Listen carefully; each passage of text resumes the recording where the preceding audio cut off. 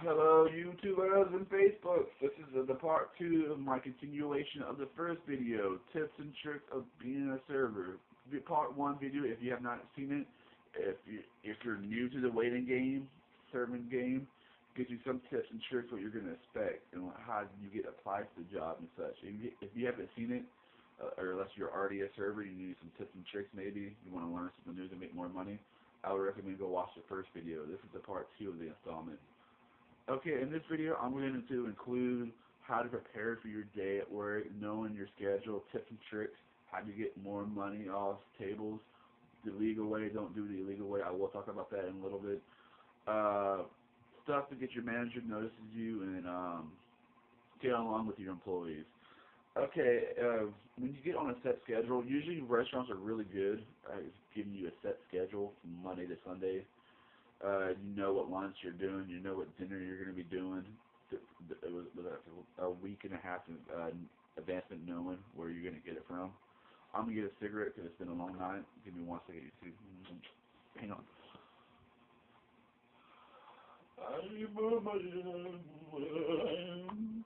Alright. This might be another long video.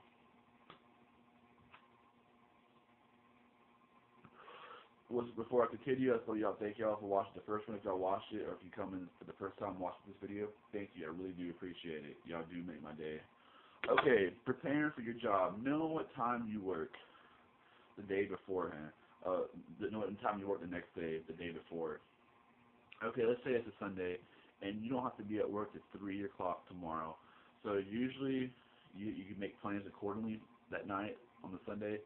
Going out with your friends, going to a bar, doing whatever.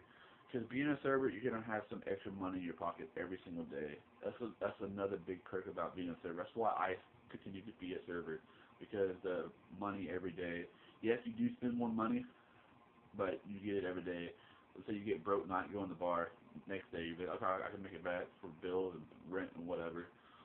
Okay, what you should prepare for. Make sure your clothes are nicely washed and dried, even to the point of being ironed and starched. Yeah, it's a hassle, but it takes like an hour to get your uniform ready. Items you're going to need for your job going to the servers, make sure you have pens. Blue and black pens, because those are the only legal types of ink that can be used on a credit card receipt. And make sure you have plenty of them. I've been to work with no pens, and it sucks. You're always asking. You're always going to see that person at work that does not have pens, and they're going to look at your apron and make sure, hey, can I have a pen? You're going to get asked for it, but you know what?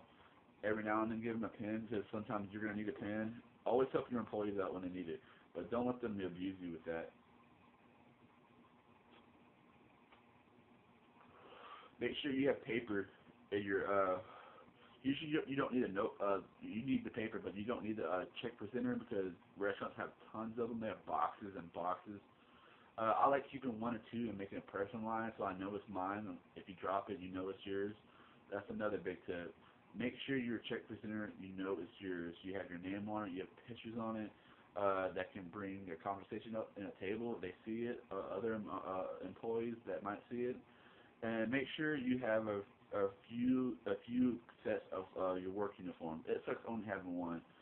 Sometimes you have to pay for it, but trust me, when you're being a server, it's going to be worth it. So you can have a 3-set, 4-set, 5-set ready for the week where you don't have to wash every night. I've been to the point I had one, and I had to wash it and dry it every single night, and it sucked so bad, but you have to do it being a server.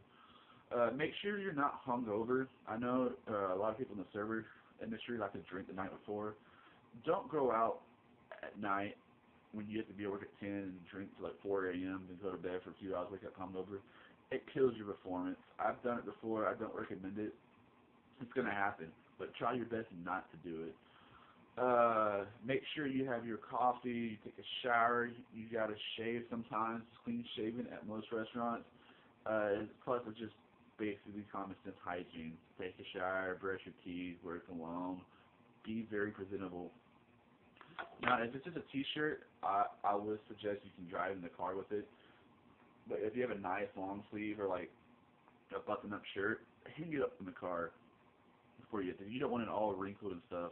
Unless you're in a rush, you Sometimes you gotta fucking like rush to work, or if you're already late, do that. But that's another tip. Make sure you get to work early, a little bit early, like at least a minimum of 15 minutes. You have time to prepare. You don't have to rush. I hate just getting out of my car, going straight to work. It kills my fucking brain. I like relaxing. Sometimes I come in, sometimes at least an hour early. You don't have to do that, but you can sit down, get everything organized. They might need you a little bit early. You can eat before you get on the clock. What else?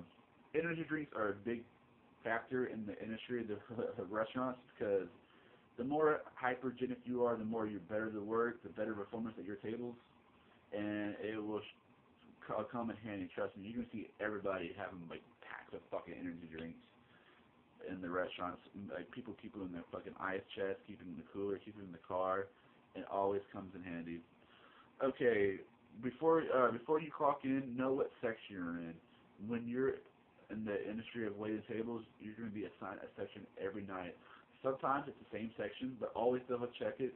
But most restaurants that I've worked at, it's going to vary around everywhere. So it's good. Just know your section and know who your buster is. That's a big plus. I hate when I don't know who my buster is. I don't know who to pitch at because sometimes you need a table clean. If that one table's dirty, you're losing money. The faster it gets clean, another table can come down and sit down, and you get another tip. So know who your buster is. Sometimes you have to motivate them. And be like, don't be a dick to them because they stop working as well.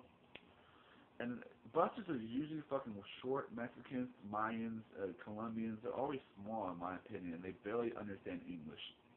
But you have your really good busters, and they're on that shit because they're money fed too. They get tips every night from you. And sometimes you're not the only person they're busting tables for, but if you take, I'll give them $1 or two every time I need a table cleaned up. Big table, let's say a party of 15 comes in, I pay them $3. Clean this table, set it up for me while I get everything ready. Okay, after you know your section, you know your buster, know the daily special and daily drink special. That helps out a lot because usually you have a pre-meeting before your shift because everyone comes in the same time. Either you come in at 10, you set the restaurant up, we open at 11, or if you come from the night shift, you can be there at 4 or at 4:30 and you start waiting tables at 5. The pre-meeting, they're going to ask you if you have your notebooks, you have pens, everything's ready, you have any questions. They're going to, sometimes they quiz you what the meal of the day is, whatever, special of the day, the drink of the day, and they're going to ask you to upsell. Trust me, you're not going to hear enough. Upsell, upsell, upsell. I will get that into in a little bit, but you're going to hear that. After your meeting, make sure your tables are set up in your section. Make sure they're clean, ready to go for the first table. Know who the hostess is. Ask them how they're doing. It always be, I recommend knowing the hostess. Usually they're like 18, 19-year-old girls, 17 sometimes, 18. They're fun to talk to. They have fucking funny stories, and it's fun to fuck around when you're bored. That's one thing about a restaurant in downtime. Okay, at first it's not going to be as busy when you first get there. It's going to have your slow rush. Then it starts getting busy. But always be prepared in cleanliness and know what's happening around you. If someone needs help, if you're not busy, help them out. Run their food. Go to the table, get them refills. Teamwork is a big factor. I will help someone if I see them busy. I will ask them if they need help. I'm not going to be like, it sucks for them. They're in the fucking weeds. Fuck that.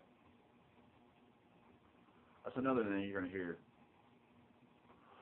Being in the weeds. Before I became a server, I thought it was like weed. No, weeds means you're fucking running your ass off. You're behind. You're forgetting shit. You're just swamped, over swamped, and you're just running around like a chicken with a head cut off. It's always going to happen to you, no matter what. But if you need help, ask for help. Sometimes if they can't help you, they will let you know. But usually when you have your managers that are on the floor, they will help you out. They won't bitch you out. They see that you take the initiative to ask for help. It doesn't mean you're a weak server. It just means you're trying to get the best service to your table as possible. And they like to hear that. They like to see that, and they like to help sometimes.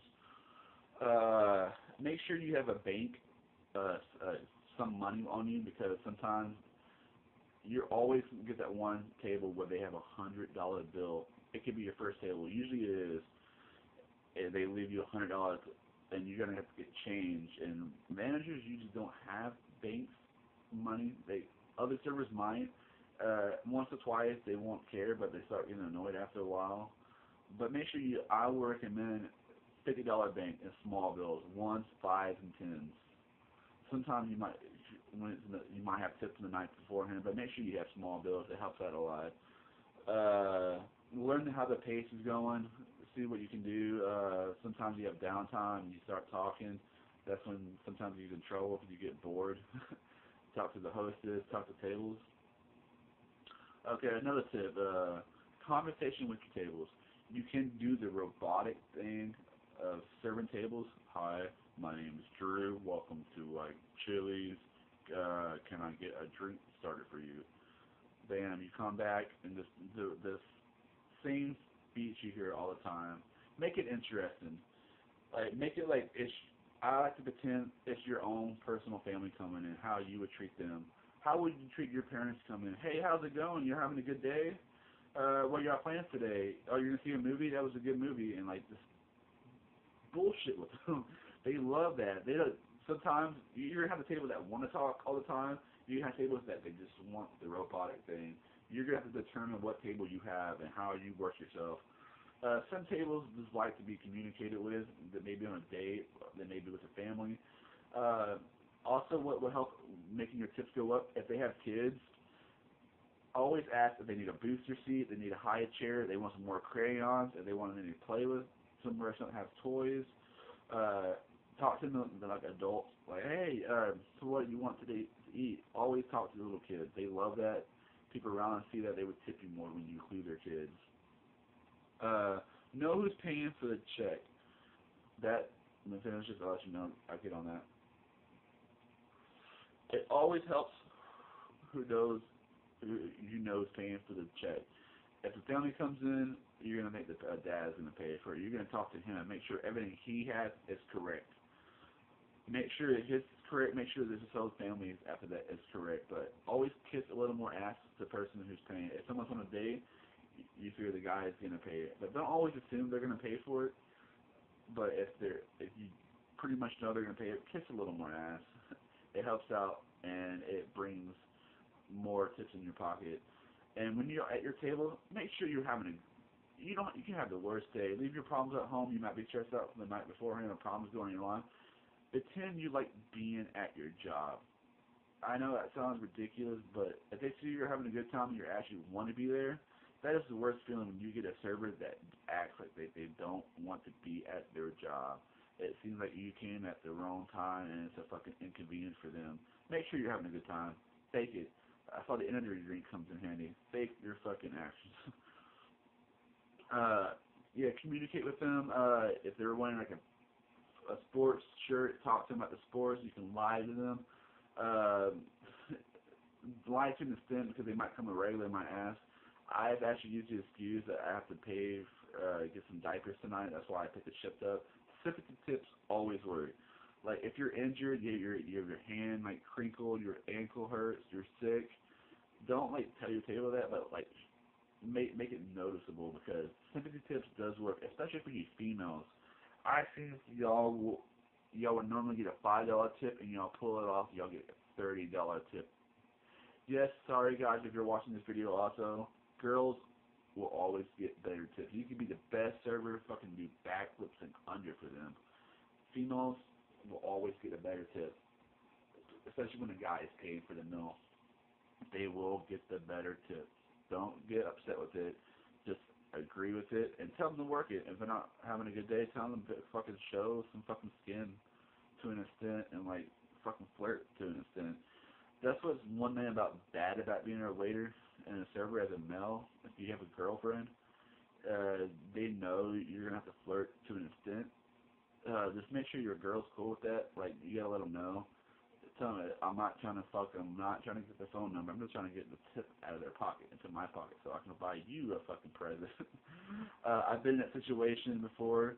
Also, a tip: never date an employee at your job. Once again, never date someone at your job. It's cool because you see them all the time, but that's gets old really fast, especially when y'all start having problems. Everybody's affected by it. You stop talking to each other. It's awkward. Like you have to get a middleman to talk to them, and sometimes you're forced to talk to them. I don't recommend it. I've been there, done that. No, thank you. It's hard. Yeah, you can date another server, but from a different restaurant. You gotta know the lifestyle of it is. But don't date someone at your job, especially if you're in a server dating a manager. It's not worth it. It only causes problems, and people talk behind your back. All right, my next tip is knowing and how to interact with your server employees. You may not like the person, they might rub you the wrong way, but you know what? They're doing the same job as you, and you're gonna be around them all the fucking time. It's like your second family away from home. You might even see your employees more than your fucking family and your girlfriend. So make sure it's a good work environment. You don't want to go to work like, oh, this person's not at work. It sucks. I've been in that situation, and I had people feel about me.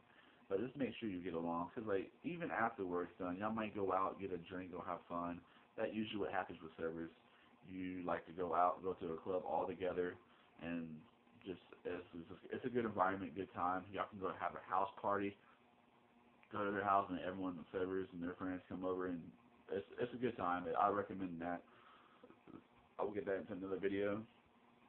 Okay, make sure when you're also talking to your tables, don't be a dick.